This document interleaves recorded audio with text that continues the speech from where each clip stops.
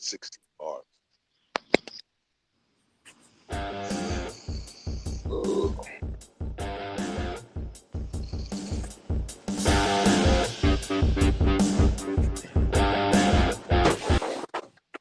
All right, welcome to the Not Move podcast. We got a full panel here tonight, and we're going to be hitting on a lot of stuff tonight. Obviously, the big news today is the Scary Terry trade request. We're going to dip a little bit more into that. We also have the first preseason game of the season. It's the Hall of Fame game. We're going to have the Chargers versus the Lions tonight. It's Trey Lance is getting the start for the Chargers, and we have Hendon Hooker getting the start for the Lions. So everyone's excited. The season's back. I know all you guys are ready to dip into some of these topics and stuff. Um, Yes, I sir. do want to just hit because the breaking news was Scary Terry has just requested a trade. I'm going to move this to Southgate because I know Southgate has been monitoring Scary Terry a lot this offseason. And then Jaw definitely wants to hit it on the Scary Terry trade request situation. So, Southgate, what are you thinking about what's going on? I think the Garrett Wilson signing and for 32 and a half for 4 years and him being 3 years younger, and the Cortland Sutton sign we'll talk about later definitely hurt him. And I just he wants 35, and I don't see Washington coming up to 35. And if he is hell bent stuck on that number, I mean, I'm sure somebody out there will give him 35, but I just don't see it being Washington, because even though Washington made it to the championship game and they kind of did ball out last year with Jaden Daniels, is this their last window to win? I don't think so, because they don't really have the defense to do it. Their run game isn't solidified. Their offense isn't all world. Their offensive line isn't all world.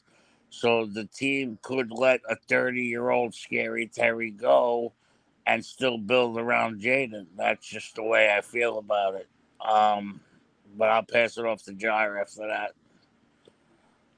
So, what the talk has been recently for the last number of days, and I forget who pointed out, I think it was Common earlier when we were talking.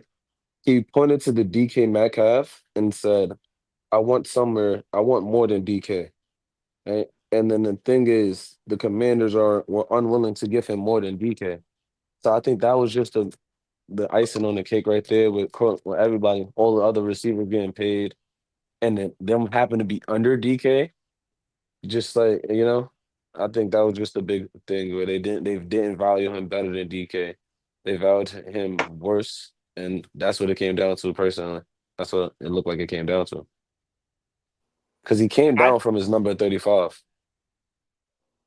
And I think this is like something that we've constantly hit on for the last couple of weeks is we've been monitoring the Scary Terry situation. Obviously, Cortland Sutton got his contract. I know me and Southgate are pretty stoked about it. He signed a 4-year deal for 92 mil, and he got extended for the next 4 years, and he's making 23 mil per year. So I don't know, like Southgate hit on, maybe this messed up the market. Maybe Scary Terry was asking for 35, 36. Sutton signs for 23. Maybe it does mess up the market a little. Uh, I definitely feel like it does, because I mean their numbers are very similar. Uh, yes, Terry did have 5 more touchdowns or 4 more touchdowns, but I think Terry or Sutton, either one of them had 1 or 2 more receptions, and there was a 30-yard difference in between them. So I mean, Washington had the better run game. Denver had the better defense. I mean, so like I said, I think Washington has their quarterback of the future, and there are a lot of talented wide receivers out there. Are you gonna give a guy that gets 1,000, 1,100 yards a season, $35 million a year for 4 years? Well, on that Southgate, I just want to go panel to panel, and I want to ask your personal opinion if you would pay Scary Terry 35 million a year. Me personally, I wouldn't. Ja, would you? No, because I look at that and it's Justin Jefferson money, and I don't think he's as good or on that level. So no. Yep, CD Lamb money. Otis, what do you think? Would you pay him 35? I think he's just below, and I think when you're looking at it, the numbers line up with what Garrett Wilson got for the Jets at 32.5 million. So I think that's the number you should really be looking at, around 33 million. All right, so 33 would be doable for you. All right. Southgate, I think you're a no, right? I'm a no. I mean, he should be happy. I mean, I would give him, just to keep the team where it's at, in between like 30 to 32. I wouldn't give him a dollar more than Garrett Wilson, but like I said, I mean, it's not like the team's window is closing. That team's, if Jaden Daniels is what he is, they could just keep building around him, and the team's future could get brighter and brighter. So, what is the rush to sign a 30-year-old receiver for $35 million a year? I just don't understand it. What are you thinking, Zit? Would you pay? Southgate, you just said, what is the rush to sign a receiver like Terry McLaurin? And the bottom answer is he is that guy for Washington. I'm not saying he's the best receiver in the NFL, but for Washington, he is their number one option that has chemistry with their young quarterback. They are not as good without him. Therefore, this is a matter of respect versus value. Do you respect what he has meant to this franchise? Do you respect that he was able to be that number one option for a young up-and-coming quarterback? If the answer is yes, then he's worth every bit of that $35 million. Common? Yeah, see, I think one thing we're missing is, well, not that we're missing, but we haven't hit on. I don't think it's really the number, the back number. I think it's the guaranteed money. So I think you could get him for less if you guaranteed him more. You see what I'm saying? You can probably get him in the high 20s as long as you guarantee him a good percentage of that high 20. You see what I'm saying? So I think a deal can be made if they push the guaranteed money up and they don't have to push up the back number. So, wait, Kyle, let me just ask you a question. Maybe you know, because I'm not 100% sure. So let's just say the contract was, the first offer was $30 million, 4 years, $120 million. Do you know how much of that was guaranteed? No, I don't. I know. I know. I don't know, but I think. But what I'm saying is, all right, let's say if it's 4 years, 30 million, 120 million, right? Let's say they only guaranteed. Let's say only guaranteed 50 of that 120, right? They only guaranteed 50 million of that 120, right? Okay. So now, why don't we go down to how about this? How about I give you $28 million a year, all of it guaranteed. Yeah, I think he's looking for like See, it's the guarantee part. That's what's going to get you. Are you going to take a bird? Are you going to take two? Are you going to take the bird? Are you going to take the bird in the hand, or are you going to go try to catch the two that's in the bush? Yeah. Which one you going to take? I'm guaranteeing you this contract. I'm guaranteeing you this. Now this one you can reach if you meet all the incentives. But this one right here is guaranteed. So I think Garrett Wilson got 90 million guaranteed of that 120 or 130. See, exactly. It's a good deal. See, that's right. A great deal. Look, he got 90 of the 130 guaranteed, right? He has 90 of the 130. I'm telling you, I'm going to give you all of your shit guaranteed. All of your shit is guaranteed. You're only getting 28 million. But all of your shit is guaranteed. Good point. That changes. Yeah, but does anybody know if they ever offered him a long-term deal? Because I know the first initial deal wasn't long-term. It's funny because Cortland Sutton got 92 million, but only 41 was guaranteed. Exactly. No, do you see what I'm saying? I think if they push up the guarantee on it, I think they can get him for 28, 29 million. They don't Like have to for break 30, wait, but but Common, Common, if I may I step in for a brief second, Southgate, you said that they guaranteed 41 million to Cortland Sutton. Yes, sir. All right, then that means in effect, actuality, they're not paying him the full value of that contract. That's over $50 million that they're leaving out there on the life of the contract. So that is a very team-friendly deal. Yep. Now wait, Southgate, I have a question. Cortland I'm Sutton, sorry. to his benefit, is getting a lump sum of 40-something Wait, million to be spread out however it is. All right, But that is wait, the true value of the contract. I think does at anybody know the signing bonus? I apologize. at a What certain is point, why Jaden Daniels a disservice with this? This is you draft this guy high. He showed you why you should draft him high, and you refuse to sign his number one guy. What do you lose by signing him to the $35 million contract? What do you lose? There's no big free agent that's coming up next year that you will need to save cap for. He's not going to make that much of a dent considering that the salary cap is going to increase. So what are you losing to where you're doing your franchise quarterback a disservice like this? This is a disservice by Washington Commanders right now. It's a disservice. Like if we're being honest.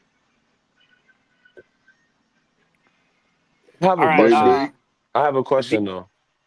Go ahead. So if you think he's worth the 35 mil, right? Don't you think the haul you'll get back from him will be very good? Considering you think if he's a $35 million receiver, don't you think you get a couple, maybe couple seconds of first? You don't think? It's not about him being worth the $35 million. It's about keeping our franchise. That's his guy, right? That's Jaden Daniels' guy. That's our franchise quarterback for the future. Moving on, we drafted him second overall. He showed us why he should be that, and so he's our franchise quarterback. We have to keep his guy in place, right? And to do so, to do otherwise, is a disservice to Jaden Daniels. I get what you're saying, but also you have to think of it as Scary's 30, right? I mean, Scary is 30. 30-year-old receiver who has never been over 1,200 yards, you know? And everything we're saying is what he did for the franchise before the new owner took over. So they don't have that same merit of paying him because of everything he did. They're paying him based on what he can do later on. And I think they don't think he would, he would be a top receiver for that long. See, this thing. That is a very good point. And while I agree with you, that is where the fan base comes into it.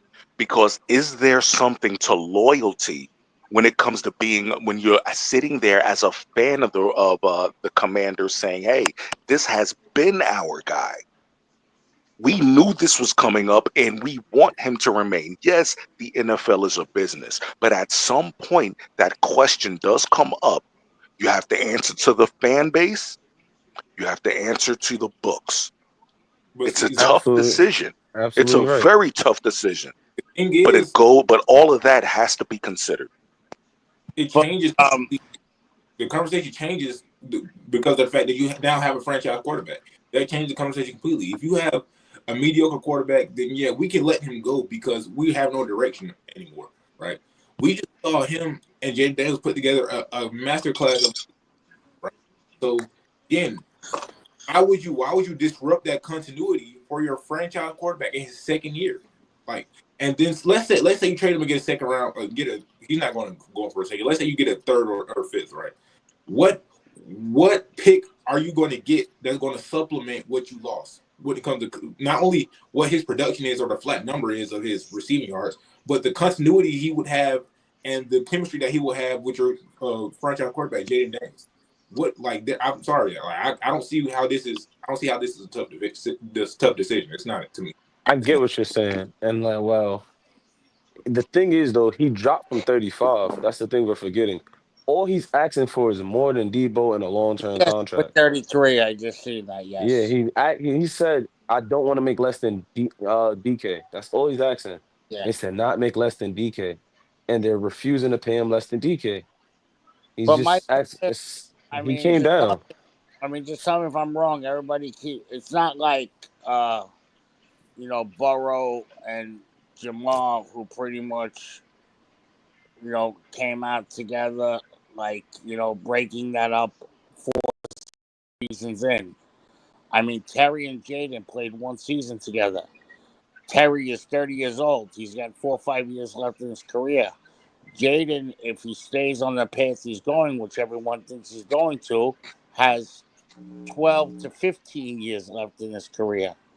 We can find this man another number one to ball out who's possibly closer to his age for the next 10 years with him instead of the next 4.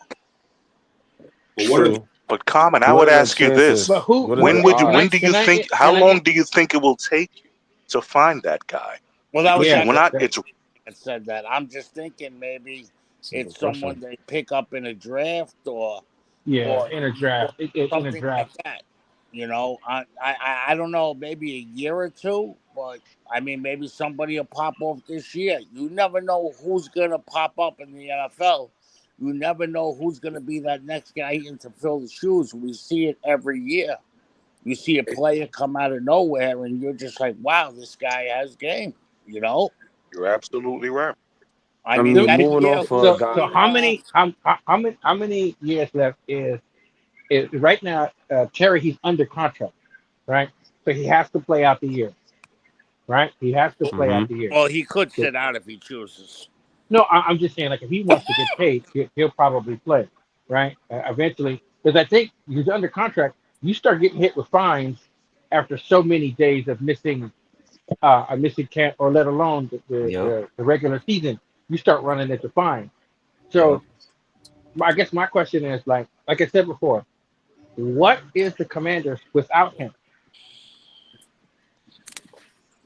Um, Oh man, I don't know. It's the same thing that Michael was that really saying. That he depends, has I guess, leverage, on what Debo can See, do. here's the thing. Here's the He thing. does You have don't leverage. That's know. true. Here's the thing. You but don't I don't know know. who the Commanders are. I'm just saying, like, without him, like, because everybody projects them to at least win 8 or 9 games this season, right? But that's including Terry, right? Now that you got Hmm. Debo, do you now, let's just say, for example, Terry decides, I'm not having it, I'm willing to sit out and burn up this contract, whatever it is, okay? And he sits out the entire season, though I don't think it's likely, but let's just say he does, right? My question to any organization in this type of situation is, what is your team without that particular player? Is he 20% of the offense? Is he 25% of the offense? Like, when you look at him, uh, Terry's a big part of that particular I would offense. probably say It's not like he's no small part of that offense. I Terry's a would big part probably of that say offense. 15 to 18. And That unlike the Chargers, when Eckler, at the time, he was like 35% of the offense. Do you guys really believe that without Terry, you have a viable option to take your team to the playoffs with Debo in lieu of Terry? I don't, and that's why I'm saying what I was saying earlier. Yeah, this is a disservice to Jaden Daniels. It's not even about the value, the flat line or the numbers of what Terry McLaurin brings you as a player. The fact that the continuity, when you get a franchise quarterback, you don't trade away his franchise receiver. You get him one, or you keep it, right? Right, They right, had to. right. You draft Josh Allen, you go get Stephon Diggs. You draft Patrick Mahomes, you keep a Tyreek Hill. You don't go trade him away the next year. You keep that. You keep the franchise receiver. Now Terry McLaurin is as good as those guys. I'm not saying that, but the concept remains the same. When you have a franchise receiver and you have a franchise quarterback, you keep those two together. And 33 million, that's not that big considering the cap is going to move up next season anyway. It always does. no, I but mean, my question is, but here's my question: you got Jaden Daniels, rookie quarterback. played like a star, played unbelievable, went to the championship game. Okay, you got Scary Terry, probably second best player on the team, balled out. Does Washington have some type of great defensive players I don't know about that are out of this world? Frankie Louvu. Bobby Wagner. Okay, do they have some type of young Who is that running back? in? Chase doesn't I mean, play they for have them no more. Allen. They still have Allen in the middle. They don't even They have No, they signed a Von don't. right Miller. now. Allen's gone. Allen's gone. Allen's They gone. signed Von Miller, remember? Yeah, Von Miller. Oh, so they don't have Chase no more. yeah. No. That's what I'm saying. The end over there. The Chase. What's his name? Chase yeah. Young left. Chase Young left a Chase Young long, left a long time ago. Okay, a he long left. time Okay, ago. all right. Thank you. Yeah, Who? no, that's what I'm Oh, saying. I'm sorry. I didn't mean Allen. I meant Payne. Sorry, Deron Yeah, Payne no, Yeah, is they who have I meant. Deron Payne. I'm saying they don't And they even brought have. in Javon Kinlaw. Yep. I mean, they have Brian Robinson, who is, a doable running back, but he's not all world. I mean, they don't have like this massive offensive line. I mean, the team still needs to be built. So now, are you going to go throw $35 million or $33 million Into one guy. That's a good question.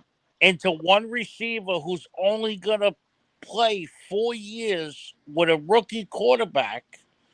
At his first 4 years, he might not be able to get to a Super Bowl till his sixth, seventh year, possibly, when the team is completely built. Because they still have a lot of building to do with that team. But Southgate, his contract's not going to take a big enough bite for you to ask that question. They're going to be fully able to build that team with that contract and be Right. A $33 million contract, I believe, is still friendly for the Commander. And at the same time, I mean, just looking at the output they had last year, when you consider they got to the NFC Championship, whether you believe it's a fluke or not, whether you believe Jaden Daniels is going to have a sophomore slump, right? Their offense on that side of the ball is pretty solid if they keep Terry McLaurin. The defense is where they could focus then for the future years that you're talking about of this contract. 100%. All right, guys. So I don't want to dig too deep into the Scary Terry trade request because he could be traded next week, and then we can have a whole segment on that. We have a game that's going to be starting soon, so I kind of just wanted to hit on the inductees in the Pro Football Hall of Fame class of 2025. Eric Allen is a cornerback that played from 1988 to 2001. He played for the Eagles, the Saints, and the Raiders. He played great for all three teams. He was a six-time Pro Bowler. He got an All-Pro, and he won a Super Bowl. He was a second-round pick that was selected 30th overall from Arizona State. He has 54 career interceptions, and he ranks 21st all-time in interceptions. He was a ball hawk in 1993 and had 4 pick sixes, and he had 3 pick sixes in 2000. I know this is probably like an older player, but do you guys know how good Eric Allen really was? Eric Allen was a good corner. He was a really good corner. Like Yeah. he was a good tackling corner. He didn't miss a lot of tackles. Eric Allen was never the weakest link on that Eagles defense, that's where I remember him most with Philadelphia. And he was always a solid corner. Like you never heard of Eric Allen getting beat a whole lot. You just didn't hear about that. He was a good corner. I think he was a very punishing corner at a time when you had, safeties that were making a lot of hits. There wasn't too many corners of his breed. In '92, he had 72 solo tackles. That's a lot for a corner in that league. Yeah. You're looking at linebackers who had 70 to 80, maybe 100 if you're really good. And being from the area, watching him on the TV all the time, everyone talks about those Eagles defenses who, they just couldn't compete against them. I mean, those teams, it was the offense that held back the Eagles from getting really, really good. So, it's definitely well deserved. Anyone else want to hit on Eric Allen before I move on to the next inductee? No, I don't. Great. I remember him the most with the Eagles. I believe that was his best years of his career. Was definitely with the Eagles. It's always good to see an Eagles player get into the Hall of Fame. Yeah, he All right. before my time. Yeah, OG's got this one. I think okay. So we're gonna do a more recent player that I know a lot of the panel is gonna remember, and that's Jared Allen. He played the edge from 2004 to 2015. He played for the Chiefs, the Vikings, and the Panthers. He was a 5-time Pro Bowler and a 4-time All-Pro. He was a 4th-round pick that was selected 126th overall from Idaho State. He had 136 career sacks. He ranks 16th all-time in that. He was consistent for 12 years, 8 seasons. He had at least 10 sacks. In 2011, he had 22 sacks in a single season. Anybody want to hit on Jared Allen and that dominant edge rusher? Dude, that dude was a monster in Jared Kansas was a City. problem. Oh my gosh. I remember him, dude. He was actually a special teams player. He wasn't even getting a starting spot. He just kept doing his thing on special teams. They finally put him in there, and he never looked back. That dude rightfully deserves it to be in the Hall of Fame. I agree with that. I agree. Jared was like an insane defensive end. He was causing problems for everybody. Like you hated to play the Vikings because Jared Allen could take over your entire series. Like he was always winning his reps. That's I hardly ever remember Jared Allen losing reps to anybody, except for maybe like I can't remember if he played with he played against. No, I can't ever remember him losing reps ever. As probably the youngest person on this panel, I caught the back end of his career, and still he was a machine. Still, when I watched him, probably last 3-4 years of his career, he was still a machine. Even in old age, he was consistent. So yeah. So, and hearing people talk about his prime, yeah, like a monster, yeah. Yeah, he was ridiculous. Like he was T.J. Watt before T.J. Watt. He was a little bit of T.J. Watt's brother, J.J. Watt. Like he did a lot as far as Allen is concerned. Yeah, man, Allen could ruin your whole day. If I'm not mistaken, he was on the Vikings, right? Yeah, his that's what he dominant did. years. Yeah, His most dominant. I remember that I remember the mic'd up he moments was that he had. ridiculous. Yeah, I remember the mic up moments. That's my favorite thing. That every time on the mic, when he was on the mic, it was a blast. And he was on the team where it was just really just AP and nobody else, where they had no real quarterback. And had they had an actual team built around him and AP, I feel like they could have went a long way. That's what I remember him from, at least. No, he was legit. Like he was that defensive end. He was more like the prototype. But yeah, he was T.J. Watt. He was a little bit of J.J. Watt. He was. I mean, like he did so much for that defense. Like there's somebody who and then he was like a normal guy. I remember there were times when he would do interviews in his cowboy hat, right? And he came off like a normal everyday guy. He didn't really come off like some of these athletes, they're so kind of by the book. Whenever a camera's in front of you, whenever you're getting interviewed, this is what you say, right? There's a lot of our athletes in this day and age, they sound really cookie cutter, where they're kind of given a script of what to say. Somebody sticks a microphone in their face. Allen wasn't like that, and so as far as a football player, like Jared Allen was legit. Yeah. Like you didn't get any better than an overall football player. Yeah, I think that guy was a high motor guy. I mean, going all the time, as you guys said, losing reps was not something that he did often. And I mean, his impact in the game, in Kansas City and Minnesota, and later on he went to Chicago and the Panthers the last 2 years. But I mean, he had 4 All Pros, and he was offense. I mean, he's defensive rookie of the year. Yeah. In 2004. So, I mean, out of a career that spanned, 11 years, almost a quarter of them, he was the best in the game at his position. Yeah. I was glad he retired, bro. I was glad he retired. I was glad. I was like, this dude is finally not going to be wrecking the damn show. Yeah, interesting stat. He had 4 career safeties in his career. Wow. He's the one who chased Dan Orlovsky out the back of the end zone, right? Correct. Yeah. And he also was in the same draft as Aaron Rodgers. He was also a draft day slot. Well, he was supposed to be drafted earlier, but then he ended up falling to the fourth round. There's a documentary about that draft, if I'm not mistaken. But there's a documentary about that draft where they mention him a lot, Okay. as he turned out to be one of the best players in that entire Yeah. draft. Yeah. Yeah. All right, looks like we're gonna just speed along because it looks like the game's gonna be starting soon. The next inductee is gonna be Yeah. I Amir's definitely like guy, that. Antonio Gates. He was tight end from 2003 to 2018. He was an 8-time Pro Bowler, a 3-time All-Pro. He came undrafted from Kent State, and he had 116 career touchdowns, which ranks 7th all-time. He was a gifted basketball player that used those skills on the Are we still gridiron. here? Is everybody still there?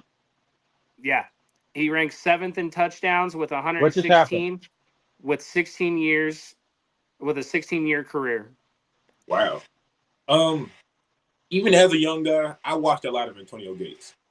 Like he was a big guy. He could run. He can move. He was very athletic, very talented. And for a tight end to play that long and get into the end zone as much as he did, that's undoubtedly historic, right? We got to also take into account the fact that he was on the same team with LaDainian Tomlinson, who was also getting on all the time. He's a tight end, right? Giving you 8 touchdowns, 10 touchdowns, 9 touchdowns, 12 touchdowns some seasons. And sometimes, he get in the end zone, he plays like a power forward. He boxes you out, he just plucks the ball out of the air. So it was great to watch Antonio Gates running around for as long as he did, from me witnessing it happen. Right. I guess can you guys hear me okay? Yeah. Yeah, we Yeah. can hear you. Yeah, I guess watching Gates come in with when Doug Flutie was getting ready to leave the Chargers, and he was non-drafted. Obviously we don't know anything about him, but he looked really good in a few times that we've seen him early on in his career. And so Gates just got better and better and better and better and better. Like Gates was like all world tight end. I think that at the time, you had Jason Witten. I think who else did you have a tight end at the time? You had Vernon Davis. Shockey. But I mean, overall, I think Gates was always widely considered the best tight end in the game. Um, right up until like the end of the year, then Travis Kelce shows up, and Gronk, and Yeah, Jimmy Graham was in but there. if there's anybody who deserved like who earned his Good tight ends. he earned his jacket, it was Antonio Gates, because he did have to share time with LT, Vincent Jackson, Malcolm Floyd. Like they were a passing team, with LT, but the team ran through LT. So I know that's like a oxymoron, but I don't know, bro. People say Gronk is better, but I don't. I just don't think so, bro. I don't. I think Tony Gonzalez is a better tight end. I would say, Tony, Antonio, and then Gronk, and then Kelsey. But Gates was, he was ridiculous. Like I don't know if you could ask any more out of a tight end than what Gates did for the Chargers. So also one of the youngest in here, and what I seen in from Antonio Gates was phenomenal. I mean, he did play with Man, there's one something name going that wrong. you I can't even hear you guys. Is somebody else talking? Yeah. yes. I can't hear everybody else. Can everybody else hear me? Yeah. Yes. We can hear you.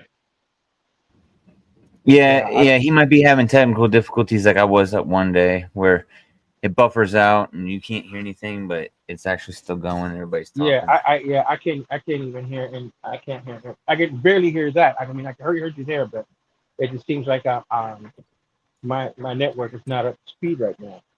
Yeah. All right. Well, at least Maybe Amir got I'll to hit drop on you. Antonio Maybe Gates. Yeah, go Maybe ahead and do that. Go ahead and do that. All right. The game's going to start soon, so I'm going to just move on.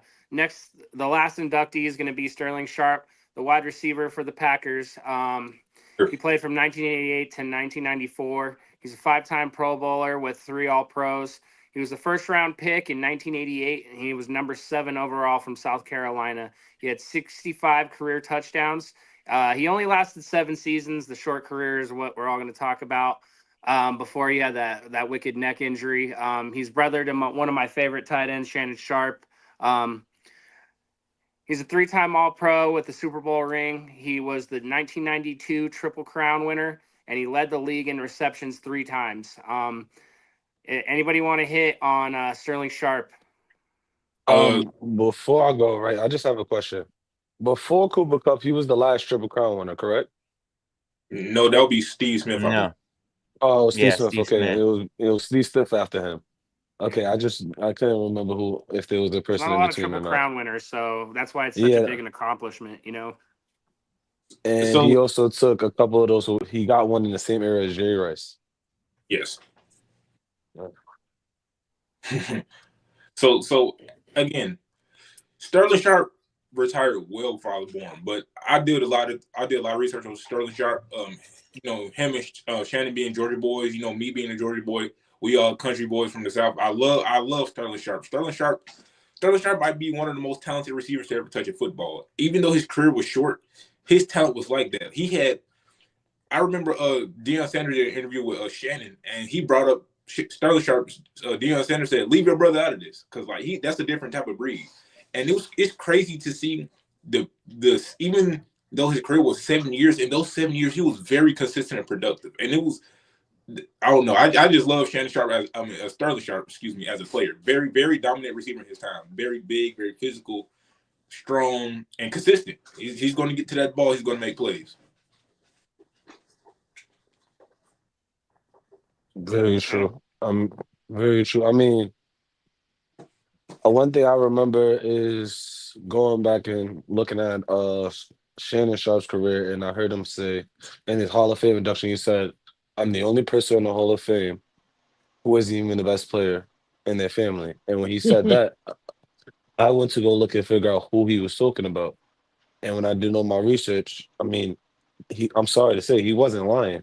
When you look at what Sterling was when he was, for the 7 years he was in the league, he was consistently one of the best. He was going band for band with Jerry Rice, who we consider the greatest receiver of all time. They were going back and forth, back and forth. That's just to think about. That's just insane. And his career was cut short. He obviously won a Super Bowl. Uh, just imagine what his career could have been if he played 7 more seasons. It's insane. Yeah, we'd be re-talking about the best wide receiver ever. Most definitely. I mean, All right, as a Jerry guys. Rice fan, I think that I don't know if that I would consider him the best if he duplicated what he was ever, but at the same time, to be in the same breath as Jerry Rice for all 7 of those years or 8 of those years is an incredible feat for sure. Anybody else want to hit on Sterling before I move on? All right, I'm going to hit on some last little bit of topics before we get to the game, because I know everyone's eager to go watch the game. Noah Fant is expected to sign with the Bengals. That just came out, got released today. I think adding a good tight end to that offense is definitely going to make them even better. We got the Raiders left tackle, Colston Miller. He signed a 3-year, $66 million extension with $42.5 million guaranteed. The Bengals also released running back Zach Moss. Last year, he had 242 yards with 2 touchdowns. The Browns cornerback Martin Emerson has a torn Achilles. He's expected to miss the season. Oh wow. Yeah, Ravens tight end Isaiah Likely. He has a small foot fracture. He's questionable for week 1, so the Ravens are probably looking at maybe sitting him come week 1. So we'll see how that pans out. Trey Hendrickson attended practice Wednesday. He flew from Florida to Cincinnati. Looks like Trey Hendrickson's doing the offseason stuff to where he's not going to get fined. So we'll keep our eyes on Trey Hendrickson and how that's going to go. And then the last thing I wanted to hit on was the Titans waived Traylon Burks. We all remember the big trade that happened during the draft with A.J. Brown. He had fractured his collarbone, and he actually got released this week. Is there anything that we want to hit on before we sign off and watch the first game of football? Yeah, we got Kansas City going having another horrible year at wide receiver already, man. Yeah, Hollywood Brown entered I'm sorry. Xavier Worthy entered concussion protocol on top of that was what, just yesterday. Then Marquise Brown, injured his ankle. He was carted off the field, but he was in the front seat, not the back. So that does change, they just say a little bit. But man, dude, I will say I went to training camp 2 days ago, and man, that offensive line at Simmons, man, the comparison is if he can live up to the comparison, this guy's throwing people, vets, rooks. He's just throwing around like rag dolls. I mean, I think they got their guy. If they got their left tackle, the league's in trouble. Unless Noah Fant is going to put his hand in the dirt and rush the quarterback, that was a bad signing, in my opinion. Yeah, I agree. You're not a fan. I agree. There was no point in signing Noah Fant to that offense. No point.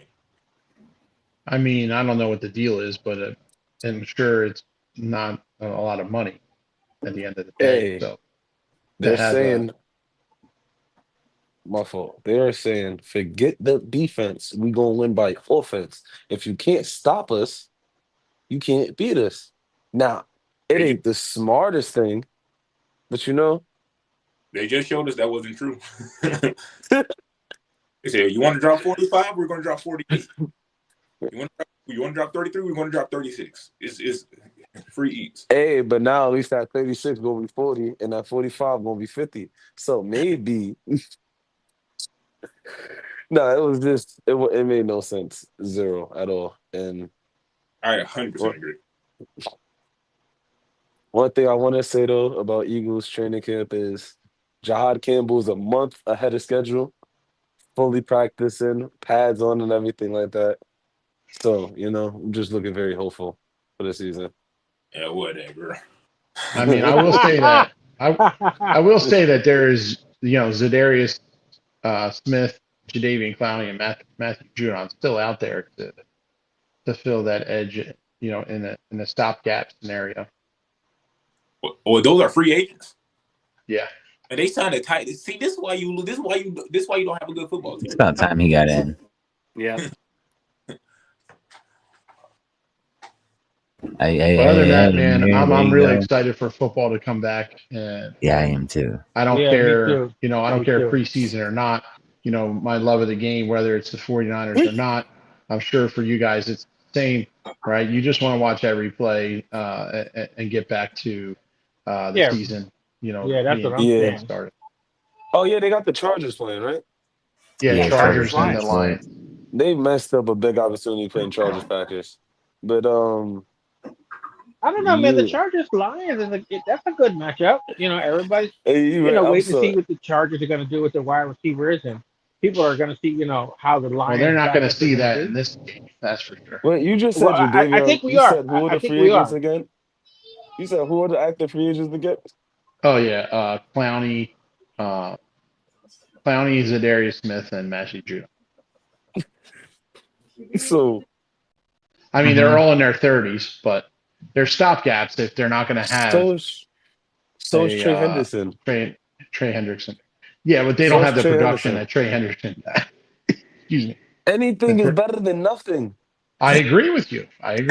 Hey, we do got to say this. We're going to have Otis, Coach Common, and there's a couple other people. We're going to do Coach's Corner. Have you guys, we need to start that up too. We already have that fantasy show starting up as well. Get that going. Yeah, I think me and A-Train got to get on a schedule and see what he's free and I'm free. I'm always there, man. To at least break down the beginnings, top 10 or 12 in the positions for each of the the groups that we're talking about here. Yeah, looking forward to Yeah. that fantasy show with you, Otis. That's gonna be good. Wait, Moss, was Noah We will Fant be good when having he our was in fantasy Seattle? football draft. We're gonna host that on here. I think. Yeah, he was in down that here. trade that sent Yeah, for Max the Rush Unger trade. to You need me? What? Yeah. No, what? It was the He Rush was- trade, right? yeah Rush trade. Yeah. Amir is gonna be on talking Chargers. Yeah, Um, yeah, I'll definitely do that. Yep, that'll be good. All right, you guys, I got to get ready to dump. Yeah, we got ways, right? Yeah, I'm getting ready to dump out of here. So get this game started, and then hit me up whenever you guys need me for the Chargers cast. I'll be ready for that, Absolutely. and I'll Might be glad have to you, contribute and help. Guys, we're still live. Yep. Oh, okay. Ha ha ha! That's what I get.